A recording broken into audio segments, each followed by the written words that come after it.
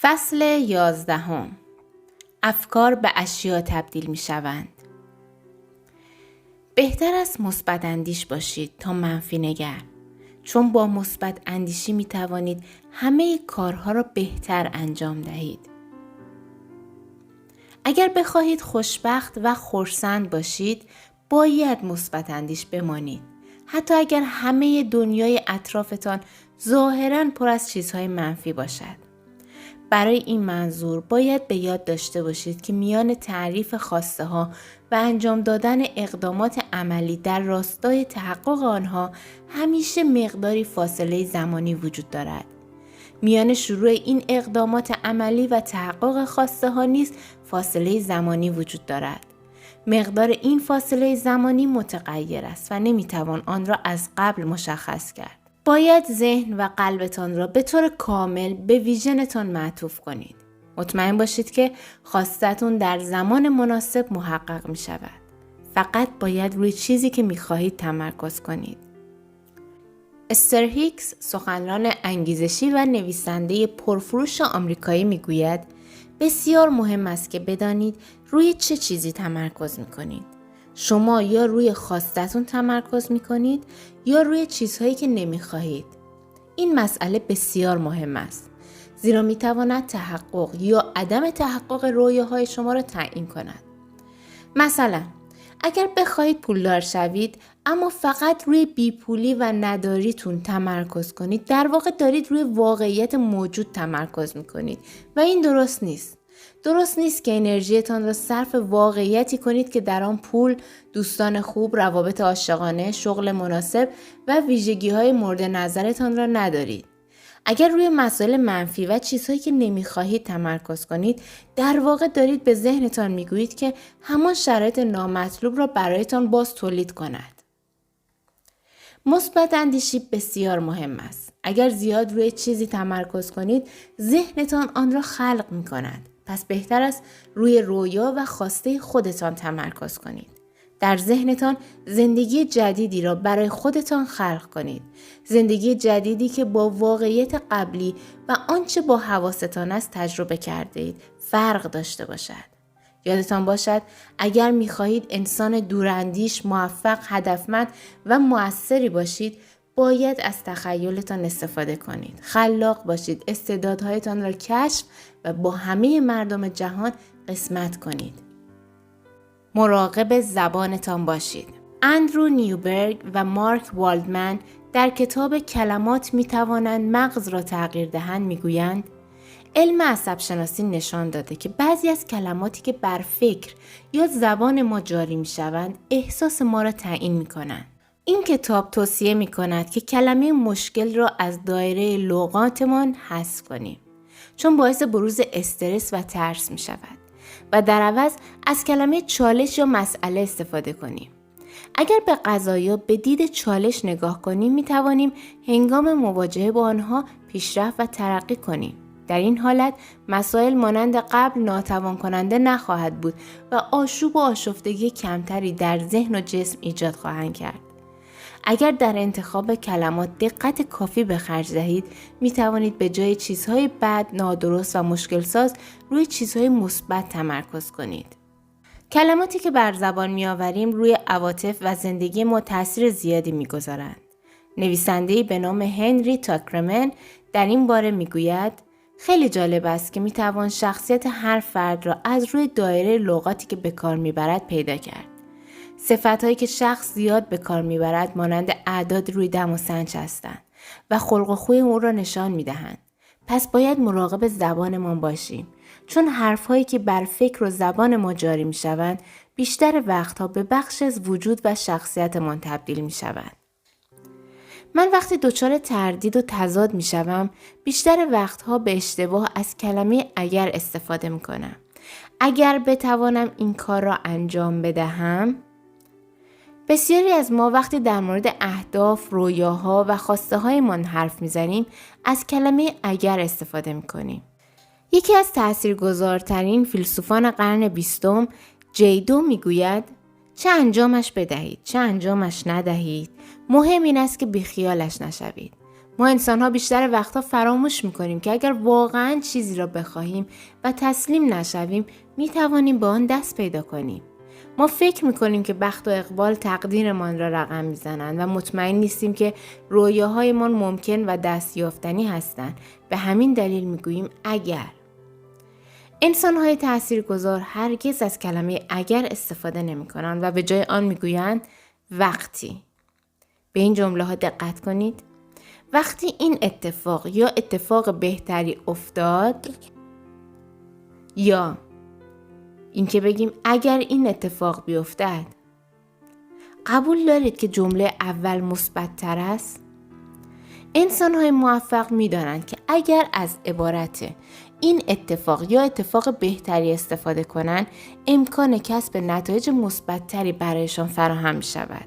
حالا که استفاده از کلمه اگر به این معناست که شما توانایی‌های خودتان را در زمینه تحقق خواسته‌هایتان دست کم گرفته‌اید.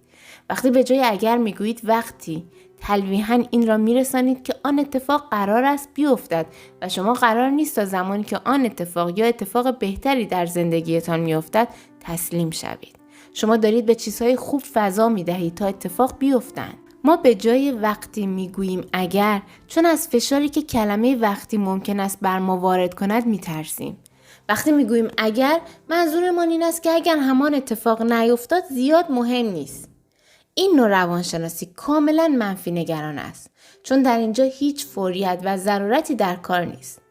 بسیاری از ما وقتی میگوییم فلان چیز اتفاق خواهد افتاد دچار استرس میشویم، چون این کار ما را تحت فشار قرار میدهد. به همین دلیل بسیار مهم است که ابتدا موقع حرف زدن با خودتان و سپس موقع حرف زدن با دیگران بگویید وقتی این اتفاق یا اتفاق بهتری افتاد فلان کار رو انجام میدم. وقتی این کار را میکنید تلویحاً میگویید که شما لیاقت خواستتون رو دارید و باید در زمان مناسب به آن دست پیدا کنید یا اینکه اتفاق بهتری برایتان بیفتد. همیشه بالاترین حد توانایی‌ها و قابلیت‌هایتان رو در نظر بگیرید و به کمتر از آن رضایت ندهید. برای شروع سعی کنید هنگام حرف زدن در مورد رویاهایتان کلمه تردیدآمیز اگر را از دایره لغاتتون حذف کنید.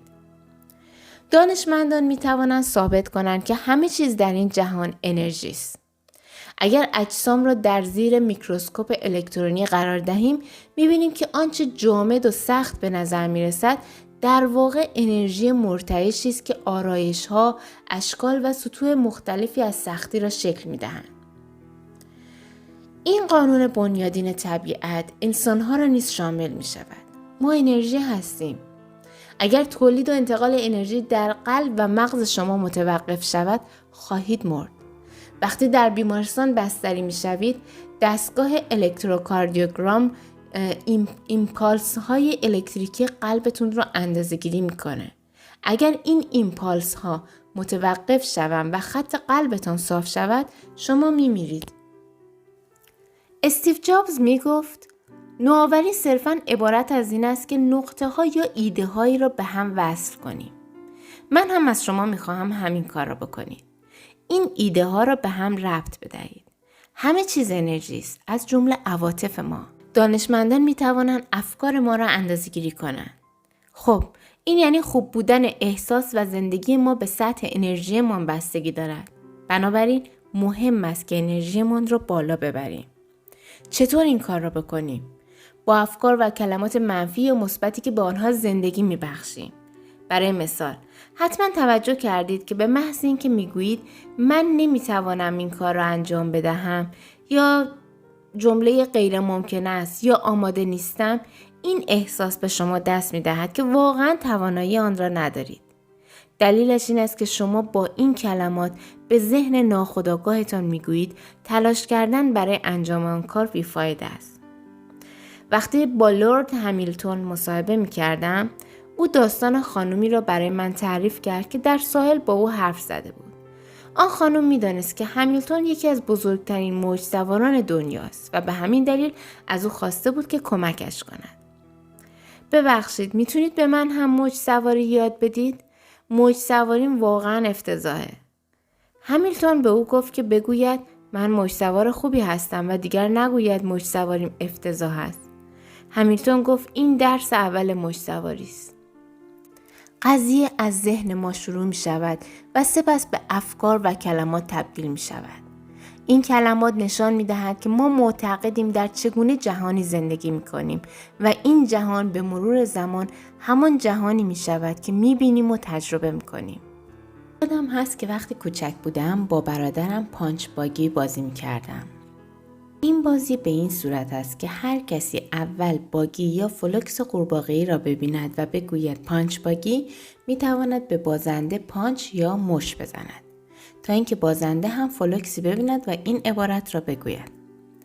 وقتی سوار ماشین می شدیم همیشه بازویم به خاطر مشت‌های برادر بزرگترم درد می گرفت چون همیشه می باختم.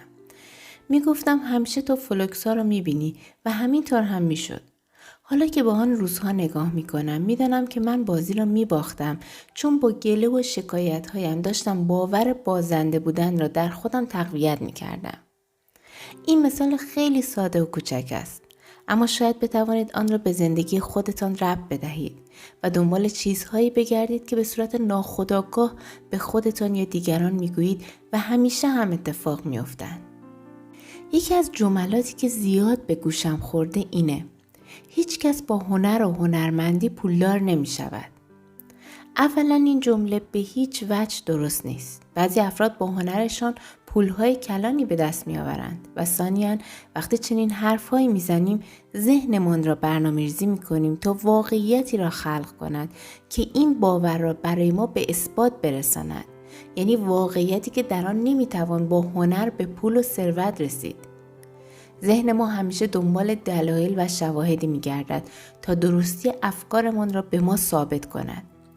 بیشتر وقتها قبل از اینکه کاری را شروع کنیم با همین حرفای ساده خودمان را در مورد ممکن یا غیر ممکن بودن آن متقاعد می کنیم.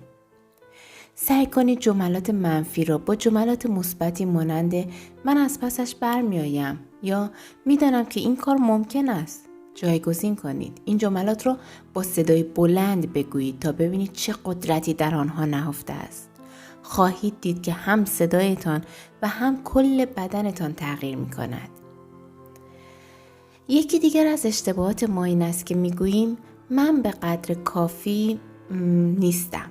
حالا در جای خالی هر چیزی ممکنه باشه. باهوش نیستم، زیبا نیستم، بزرگ نیستم، جوان نیستم، با استعداد، لاغر، با تجربه و خیلی از کلمات دیگه.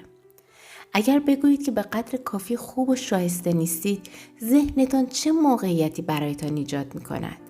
موقعیتی که این جملات رو تایید کنند که ثابت کنند به قدر کافی یکی از اون کلمات نیستید. ما از شکست می ترسیم و همین دلیل فراموش می کنیم که برخی از باهوشترین افراد در عین اینکه کمترین تحصیلات را داشتن به اهدافشان رسیدند. همینطور برخی از چاقترین، لاغرترین، پیرترین و جوانترین افراد. شانس موفقیت ما بیشتر به این بستگی دارد که ما جهان را چگونه می‌بینیم تا اینکه جهان واقعاً چگونه است. زندگی به افکار ما پاسخ می‌دهد. اگر معتقد باشید که به قدر کافی آماده یا با تجربه نیستید، همین را تجربه خواهید کرد. جیمز آلن می‌گوید وقتی افکارتان شما را به جایگاه امروز رساندند و افکارتان شما را به جایگاه فردایتان خواهند رساند. وقتی پی ببریم که در درونمان چه قدرتی داریم، زندگی برایمان با معناتر می شود. یکی از مهمترین قدرت‌های ما قدرت افکارمان است. ضعیفترین و ناتوانترین حالت انسان زمانی است که ارزش و قدر افکار و ذهنش را نمی‌داند. ما بیشتر وقتها بزرگی و توانایی‌های ذهن سایرین را درک می‌کنیم و می‌بینیم، هرچند احتمالاً افکار آنها نیز مشابه افکار خودمان است، با این تفاوت که ما روی افکارمان به اندازه کافی تمرکز نمی‌کنیم و در راستای آنها اقدام نمی‌کنیم. افکار شما می‌توانند هر بخشی از زندگی خودتان، هر بخشی از جامعه و هر بخشی از زندگی دیگران را تغییر دهند، دگرگون کنند و حتی بهبود بخشند. باید مدام افکارتان را به همان جایی هدایت کنید که می‌خواهید، همان جایی که واقعاً دوست دارید در زندگی به آن برسید. هر قدر بیشتر افکارتان را آگاهانه جهت دهی کنید، این عادت جدید بیشتر در شما ریشه خواهد دواند و به شما کمک خواهد کرد. امضای ایمیل من اینه: معجزات عادی هستند. معجزه چیزی است که تفکر منطقی و عقلانی نمیتواند آن را توضیح بدهد. من در غیر عادی ترین موقعیت های ممکن با فوق العاده ترین افراد ممکن آشنا میشوم. شاید بعضی افراد بگویند اینها اتفاقی هستند، اما من میدانم که معجزه هستند. من این امضا را برای ایمیلم انتخاب کردم چون میخواهم وقتی خودم آن را خواندم یا شخص دیگری آن را خواند ظرف چند هزارم ثانیه انرژی این جمله به کائنات منتقل شود و اتفاقات فوق‌العاده‌ای رقم بزند. اتفاقاتی که آنقدر خوبند که در عقل و ذهن ما نمی گنجند. برای افکارتان ارزش قائل شوید. یادتان باشد که خوشبختی به این بستگی ندارد که چه کسی هستید و چه چیزهایی دارید، بلکه به این بستگی دارد که چگونه فکر میکنید. در یکی از مصاحبه ها شنیدم که جیزی میگفت وقتی کسی را میبینید که موفقیت‌های بزرگ و قابل توجهی کسب کرده، حتما از او بپرسید چگونه به اینجا رسیدید؟ چگونه این کار را کردید؟ به همین دلیل وقتی کارهای کسی توجه هم را جلب می کند همیشه می پرسم چگونه؟ ویل اسمیت یکی از کسانی است که تعهد و سرسپردگی زیادی نسبت به کارش دارد و من این را تحسین می کنم. به همین دلیل از خودم پرسیدم چگونه؟ ویل اسمیت چگونه به اینجا رسیده؟ امروزه به لطف اینترنت می توان اطلاعات زیادی کسب کرد. در یوتیوب ویدیویی پیدا کردم که ویل در آنجا باورهای مختلف و حقیقت شخصیتش را توضیح میداد. او میگوید افکار اشیا هستند. افکار روی زندگی ما تأثیر فیزیکی میگذارند. او معتقد است که اگر رویای چیزی را در سر داشته باشید و آن را به وضوح تجسم کنید، به آن واقعیت بخشیده اید و از آنجا به بعد باید کارهای مورد نیاز را انجام بدهید. او معتقد است که اگر بگویید نمیتوانید کاری را انجام بدهید، این مسئله واقعیت پیدا می کند.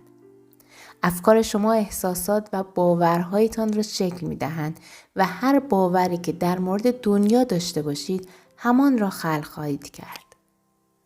همه چیز انرژی است و اگر همانطور که آلبرت انیشتین می گوید با خواسته خودتان هم فرکانس شوید، امکان ندارد به آن نرسید. باید همه افکارتان را در جهت خواسته و احساس مورد نظرتان تنظیم کنید. شما نمی توانید همه موقعیت‌های زندگی را کنترل کنید، اما می توانید واکنشی را که به این موقعیت‌ها نشان می دهید کنترل کنید. اگر چیزی منفی به نظر رسید، شما می توانید روی جنبه‌های مثبت آن تمرکز کنید و ببینید چگونه می توانید با استفاده از آن موقعیت خودتان را قوی کنید. شما می توانید احساس خودتان را خلق کنید و بسازید. ممکن است برخی مسائل روی احساس شما تأثیر بگذارند، اما در نهایت این شما هستید که معنای مسائل را برای خودتان تعیین می کنید و همه اینها به افکار شما برمیگردد. وقتی کاری را خراب می کنیم یا وقتی مشکلی پیش می آید، بیشتر وقتا به چنین چیزهایی فکر می کنیم.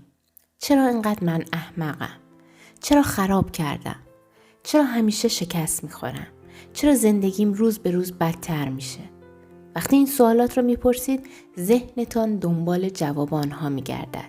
ذهنتان میگوید چون احمقی، چون به اندازه کافی خوشگل نیستی، چون قیافت خوب نیست، چون دندانهایت صاف نیستن.